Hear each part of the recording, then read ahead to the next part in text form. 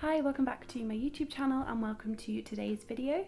Today I'm going to be filming a February wrap-up video going over the 10 books that I read in February. I will pop a little stat box here just with regards to how I consumed my books, whether it was audio, paperback, Kindle, and then kind of a breakdown of the genres as well, because I always think that's interesting in retrospect. So I started off the month listening to Paris, the memoir by Paris Hilton. This memoir explores Paris's kind of skyrocket into fame because her family was quite famous anyway. It kind of explores her privileged childhood, her experiences growing up, the good and the very bad that came with that. Also her experience with the media and her adult ADHD diagnosis. I didn't rate this book, I just really wasn't sure what to rate it. It's obviously a memoir, autobiography. The audiobook to listen to was a little bit disorientating, but she kind of explained that that's the flow and the repetitiveness of the sentences are due to her ADHD. I was listening to it and I heard like a sentence repeated 3 times and I thought I'd accidentally been like skipping the book back. But she kind of explains it and then it made a lot more sense. This book does cover a lot of dark topics. I went into this memoir blind, as people like to say. I don't really know anything about Paris Hilton. I didn't really follow her growing up. I didn't watch any of the shows that her and her family made, but I did really enjoy listening to her tell her own story. She kind of really changes the narrative of what people think of her. Like, I'd be lying if I didn't say I kind of took what she was portrayed as this like dumb, ditzy, blonde celebrity.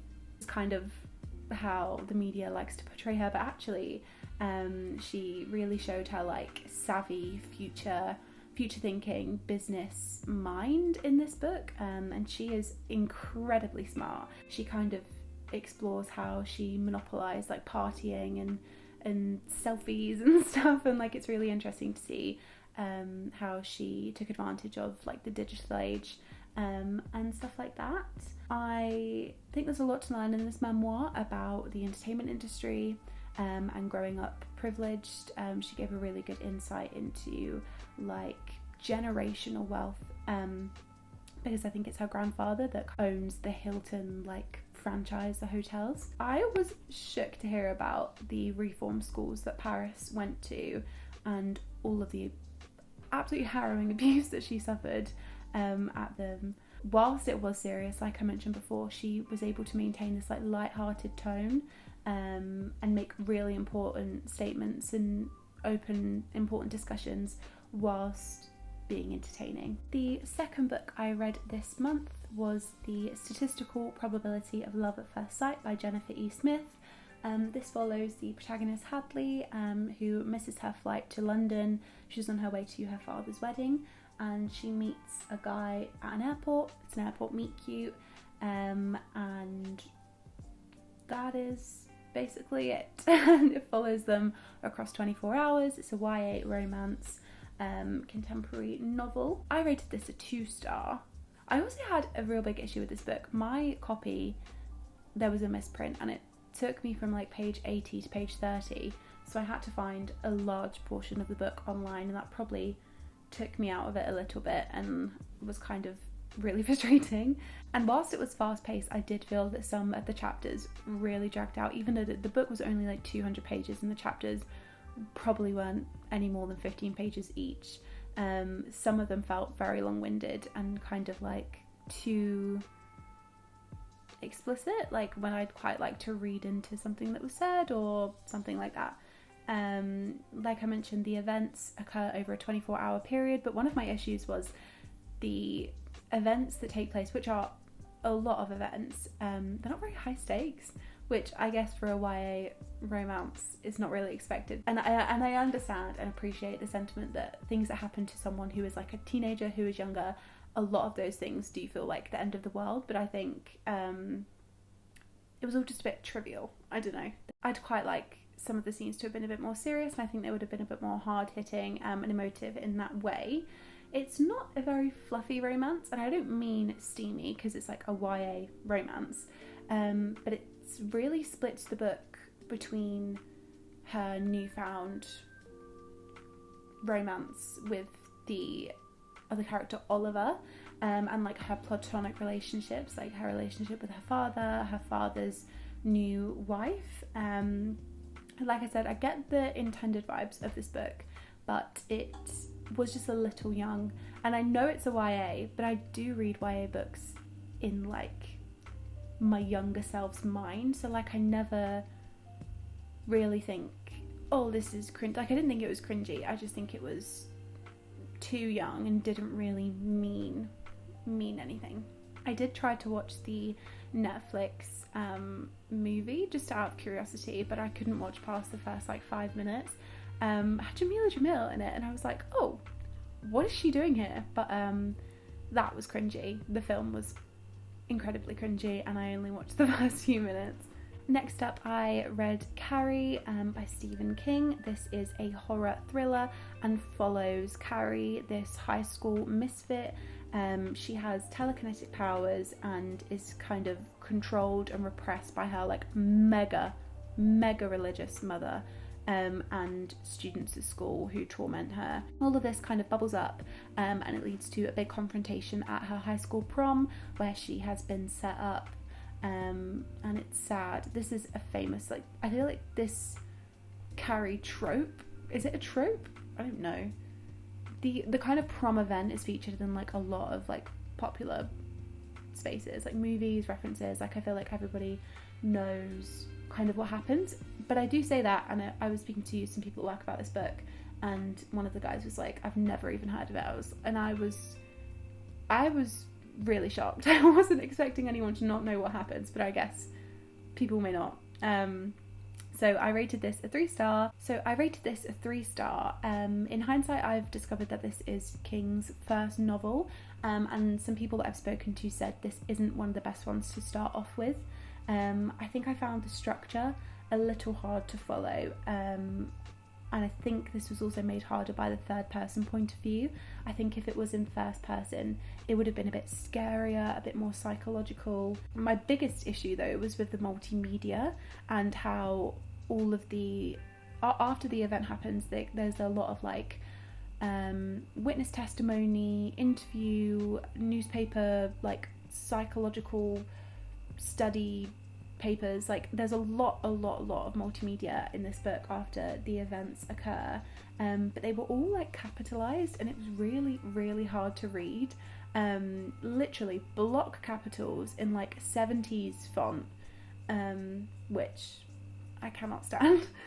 But yeah, it was just really hard to read, and it kind of took me out of it, and I really had to focus hard to read this book. It says impossible to put down. I wouldn't agree. I put this down for almost 2 years and picked it up and finished it off in February.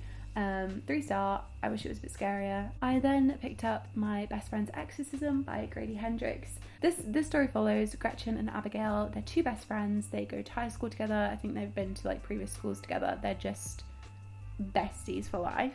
When they do get to high school together though, Gretchen starts to act really weird. They kind of go to this place in summer, and that kind of kickstarts Gretchen's odd behaviour. Abby, after a while, comes to the conclusion that Gretchen is possessed by a demon. This is a paranormal horror. I rated it 3 stars. Love the cover. It's like so 80s. It's like a VHS tape size almost, which is annoying for my shelves, but cool, and it's super floppy, which I love.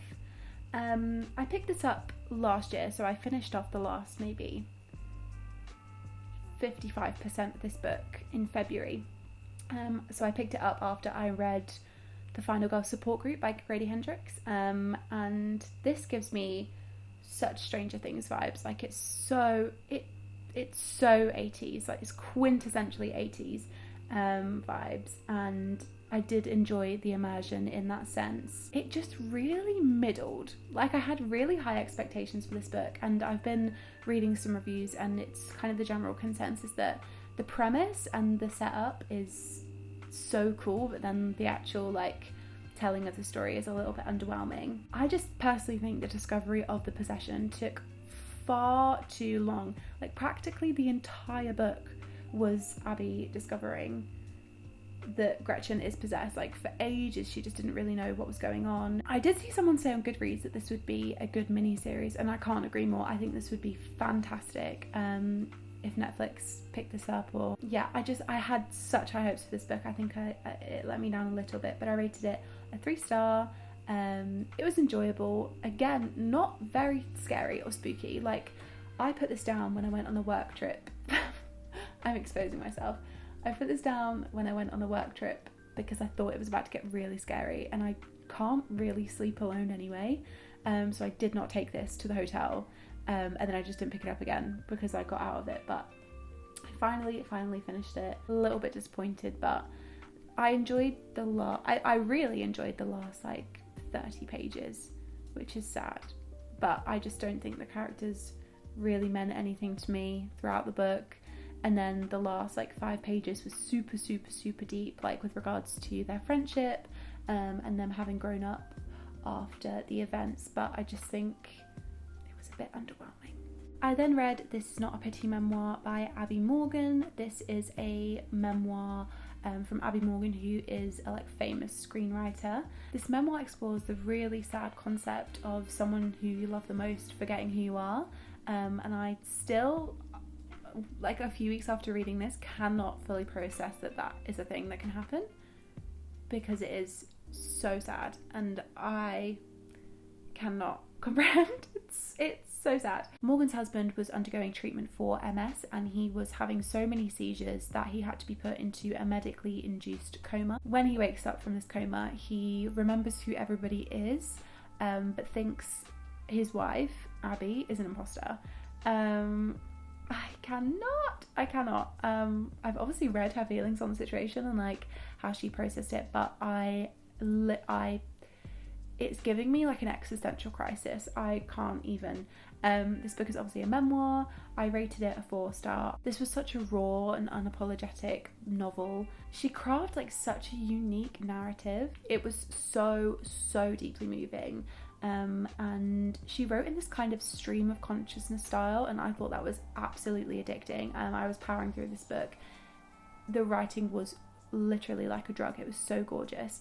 I highlighted a lot of passages from reading that on my Kindle, but I'm going to read one in particular I really keep thinking about. I included it on my little review that I put on Goodreads, but let me find it.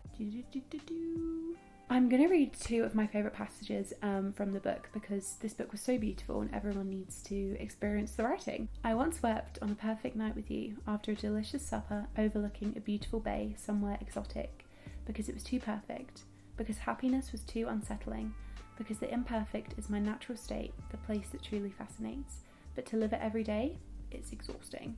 Isn't it just? I think about that all the time. Like sometimes I experience something and I feel so sad that I should feel happier about something, but it's just exhausting to be happy all the time. And this book was fantastic. It was really good for me. It made me really reflect on how I think about things. Just one more passage. It's very short. Because I want truth, I want honesty, I want hard facts, not drama, not the fiction that I can assemble in my head. Isn't it just so real? Like, I also think about that all the time. All I want from other people is the most raw, gritting truth, because I live in Delulu land up here, and I just want real. I want the truth. I want raw feelings. Yeah, hard facts, not drama. Beautiful memoir. I really enjoyed it. I then read Lapvona by Otessa Moshfegh. To quote a Goodreads user, Otessa, you wild for this one. This book, yeah. It's a historical fiction, magical realism, mind F, I think. Lapvona is set in a medieval village of its title, and kind of follows a few different characters who are living in poverty, kind of living to work for this very greedy king. I still haven't really been able to gather my thoughts on this book, but I did write a mini Goodreads review, and I think it's all the thoughts I can muster, so I'm going to read that to you. This is a bit spoilery, but I think it's funny. I think it's literally the only things I feel about this book. I've never done LSD, nor any other drugs, but I'm certain this book has given the same effect. Bo Peep would be shook. If you want to read a book about characters who are the worst of humanity, a village surviving off of one lady's pair of breasts, and a king consuming his own pubes, this is the book for you. Dramatic? Yes. Am I still shook over reading this book? Yeah. Did I enjoy it? Yeah, I did. I rated this a 3-star. I thought it was one of the most unique books. It's one of the most unique books I've ever read. I then read Notes on an Execution by Dania Kafka. What a surname. Wow, that's fantastic. This book follows 3 women and a serial killer, Ansel, who is on death row and is scheduled to die in 12 hours. But the author really focuses on the 3 women who are the most changed and impacted by Ansel's actions as a murderer, as a serial killer. This is a mystery thriller. I rated this a 4.5. I don't know what was missing to give it a 5, but it just didn't feel like a 5. It was absolutely fantastic though. I picked this up maybe last year, year before, in Waterstone's half price, buy one get one half price. Hadn't seen it anywhere, and then I watched a vlog, I think Coco's vlog, a few weeks ago, and she spoke about this, and I was like, did I even read the blurb when I bought this? Because I want to read that right now. I read this in 24 hours. It was fantastic, a really good psychological, philosophical crime read. So the story flips between Ansel, the serial killer, his mother, one of his victims' victim's twin sister, and the detective who has had a previous encounter with... Why do I wiggle this about? And the detective who has had a previous encounter with Ansel in her life and has been suspicious of him for years. I specifically loved how all of the characters' point of views were interwoven. I normally find that really jarring in a book this short, to flip between 4 different characters' perspectives, but it was done so fantastically well, wasn't dragged out, was really wonderfully paced actually. This book was just fantastic. It explored the strength of women in like so many different ways. She really circumvented like serial killer stereotypes and motivations and created a serial killer who appears very complex and calculated, but in fact he just doesn't feel anything. It doesn't really know why he does what he does, but he kind of is in this mindset of being like this great academic on a life-changing hypothesis, and he just really isn't very smart at all. She does a really good job of breaking down the serial killer's complex with regard to the hypothesis, kind of life's work that he is embarking on and is kind of a subject of his own study. Yeah, the novel kind of wraps up with that breakdown of complex and with the serial killer kind of feeling like he's not superior anymore. My one issue though is that, not issue, but the author was really grotesque. It kind of follows like the typical serial killer, like killing animals when they are young, and that kind of being like their first stepping stone before killing a person.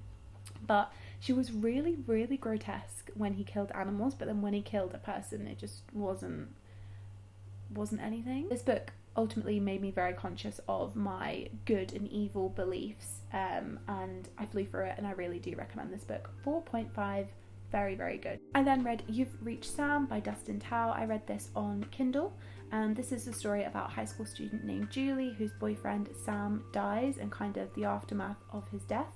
This is a YA romance. I rated it a 2-star. This had a super sad premise but failed to evoke any emotion whatsoever. The main plot line was absolutely wild, and I understand it, but I think the vehicle that the author used to help Julie get over her grief, or like deal with her grief and begin to process it, could have been more like elusive and psychological. I just thought the concept was so stark in the scenario. It wasn't really well written around, it kind of just existed. I read some reviews on this again, and I must have missed the hype because everyone was loving this, devouring it, eating up the sadness. Maybe I just wasn't in the sad mood when I read this, and I was very critical. I then listened to My Thoughts Exactly by Lily Allen on audiobook. This is a memoir autobiography. Lily Allen explores her struggles with fame, her childhood, her success, self-image. It's a very honest autobiography. Lily Allen begins the memoir by recognising the fact that she's too young to write a memoir, but because of how her life has panned out, she does have a lot to write about and share. Again, much like the Paris Hilton memoir, this memoir does go over a lot of dark topics and some really raw things that Lily Allen experienced and how she still feels. I really enjoyed her discussions on the music industry and her experience managing her fame after some traumatic things have happened to her, and how she kind of balances this with her social life. She's very honest about the things that she did wrong, mistakes that she made, and she talks through some of her personal issues, like most prevalent, her codependency. And I thought her discussions on this were really reflective, and it was almost like she was working through some things whilst writing the book. I did have some issues with this though, and I know, who am I to critique how someone tells their life story, but Lily Allen discussed being an Nepo baby, and in some points, and when she's talking about some things, she takes the status of being a Nepo baby, as she should. But then there are times where she's so defensive about being a Nepo baby and is like, no, absolutely not. In this scenario, I'm not a Nepo baby. I worked hard to get here. This is me. And whilst I accept she had a tumultuous upbringing and she wasn't really parented, so she takes the fact that having famous parents is kind of means she's not a Nepo baby because they didn't really parent her, and I understand it to an extent, but there are so many things that she says did not happen because she was a Nepo baby, but then literally explicitly says that's why. Like, one of the jobs she got, I can't remember what it was, but it was not a typical job, was because one of her aunts got her the job. And it's like, I don't know, it stretches further than being handed a record label from your father, which record label? A record deal, which her dad helped her get the first time around. It goes further than that. And I think sometimes she held her hand up and was like, yes, I got this experience because my parents are famous. And then other times she kind of refuses to accept it because she felt like a strong element of her own hard work. Yeah, I just think sometimes she's a bit naive to not recognise that the opportunity she was given was because of her family connections, the money she grew up with, the privileges. Yeah, I don't know, that was a bit I explicitly remember hearing different passages and I was like, you are a Nepo baby. I rated this a 3-star. I thought it was very honest, very reflective, a good memoir. The last book of the month was another memoir. I really hit the memoirs this month. It is Love as a Mixtape by Rob Sheffield. Did I read this because Harry Styles has read it? Mind your own business. This is a memoir following Rob and Renee, who were married for a few years after graduate school, and they were both music journalists. 5 years after being married, Renee tragically passes away, and Sheffield explores their life through their shared love of music and mixtapes. I rated this a 4 stars. It's obviously a memoir. It's very, very short, but I've never felt more like I've known someone who, 1, I don't even know what they look like. 2, don't know who they are. 3, they're not alive anymore. But I just felt like the author shares so many precious details of Renee and her hobbies, her character, her kind of the way she thought about the world. And it was so beautiful, and I felt like I really, really connected with who she was as a person in that way. But I'll have to say, ever since I've read it, I've thought every single day about how she passes. It's very scary and very existential and tragically sad. This memoir also made me nostalgic of an era I never experienced, never made a mixtape, haven't even held one before, which is crazy. And as much as I actually think I'd like to make a mixtape, I would probably hate it. I think I just like that mixtapes were more intentional. as opposed to like a Spotify playlist. Like he picks up some of the mixtapes that she listened to in private or like she just made when she was younger, and really like is able to pinpoint how she felt and unpack like some of her personality with the songs that she picked. And I just think if I die and my boyfriend goes through my Spotify playlist, like there was no thought there. It was just sad girl vibes. Like it was Taylor Swift or Harry Styles. There was no intention. I didn't craft like a mood or a feeling. I don't know. But it was a short read, great memoir. And I do wonder what it was like actually for Harry Styles, because now, after reading it, I've discovered that Harry Styles has read it. He is friends with the author, I believe, or like he's been interviewed by him before for the Rolling Stone. Oh, the author is a writer for the Rolling Stones. Rolling Stones. Rolling Stones. The author is a writer for the Rolling Stone. Oh my god! The author is a writer for the Rolling Stone. How do you say rolling? Rolling. The author is a writer for the Rolling Stone. Rolling. I've lived in the north for too long. The author of that magazine, okay? He is a writer for that magazine. I do wonder what it would be like to read a memoir of someone you know. That is what I was trying to say. My brain is no longer working, but it's fine because that's the end of the video. I hope you enjoyed my February wrap up. Let me know what you read in February. What was your favourite book? Mine was Notes on an Execution. I've sent it to all my friends, recommended it to everyone, have not shut up about it. I've read a lot of memoirs this month. I did not realise. And I think I picked some out for next month. But yeah. Bye!